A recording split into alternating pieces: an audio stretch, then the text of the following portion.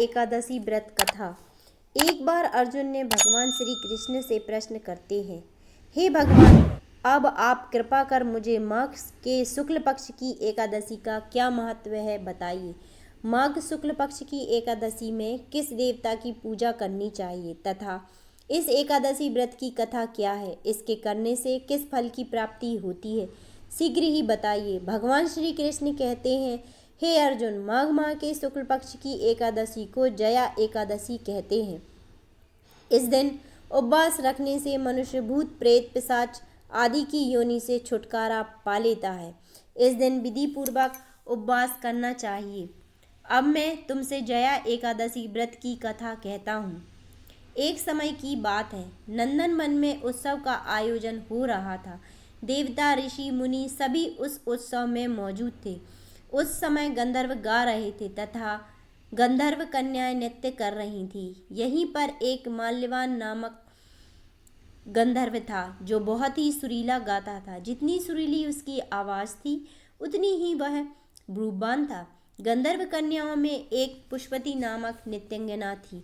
पुष्पति नामक गंधर्व कन्या ने माल्यवान नामक गंधर्व को देखते ही उस पर आसक्त हो गई। अपने हाव भाव से उसे रिझाने का प्रयास करने लगी। माल्यवान भी बहुत पुष्पति पर आसक्त होकर अपने गायन का सुर ताल भूल गया। इससे संगीत की लय टूट गई और संगीत का सारा आनंद बिगड़ गया। सभा में उपस्थित देवगणों को यह अच्छा नहीं लगा। माल्यवान के इस कृत्य से इंद्र भगवान नाराज होकर उन्हें श्राप देते हैं कि स्वर्ग से वंचित होकर मृत्युलोक में पिशाचों का जीवन भोगो, क्योंकि तुमने संगीत जैसी पवित्र साधना का तो अपमान किया ही है, साथ ही सभा में उपस्थित गुरुजनों का भी अपमान किया है। इंद्र भगवान के श्राप से भगवान दोनों पृथ्वी पर हिमालय पर्वत के जंगल में पिशाची जीवन व्यतीत करने लगे। पिशाची जीवन बहुत ही कष्टदायक था। दोनों बहुत दुखी थे। एक बार माघ के शुक्ल पक्ष की जया एकादशी के दिन संयोगवश दोनों ने कुछ भी भोजन नहीं किया और ना ही कोई पाप कर्म किया। उस दिन मात्र फल फूल खाकर ही पूरा दिन व्यतीत किया।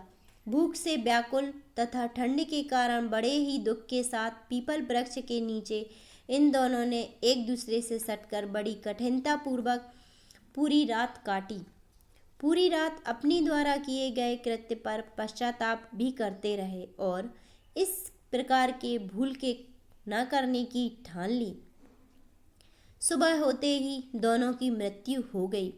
अनजाने में ही सही उन्होंने एकादशी का उपवास किया था। भगवान इनकी पिशाच योनि से मुक्त हो गई और पुनः अपनी अत्यंत सुंदर अप्सरा और गंधर्व देह धारण करके तथा सुंदर वस्त्रों का तथा आभूषणों से अलंकृत होकर दोनों स्वर्ग लोक को चले गए। देवराज इंद्र उन्हें स्वर्ग में देखकर आश्चर्यचकित हुए और पूछा कि वे श्राप से कैसे मुक्त हुए। तब उन्होंने बताया कि भगवान विष्णु की उन पर कृपा हुई है। हमसे अनजाने में माघ माह शुक्ल एकादशी यानी जया एकादशी का उपवास हो गया, जिसके प्रताप से भगवान विष्णु ने हमें पिशाची जीवन से मुक्त किया है। कुछ इस तरह से जया एकादशी का व्रत करने से भक्त को पूर्व में किए गए पाप कर्मों से मुक्ति मिलती है। जया एकादशी के दिन भगवान विष्णु का आशीर्वाद पाने के लिए विष्णु चालीसा का पाठ करें। प्रभु को गुड़ और चने का भोग लगाएं। ओम नमो भगवते वासुदेवाय नमः।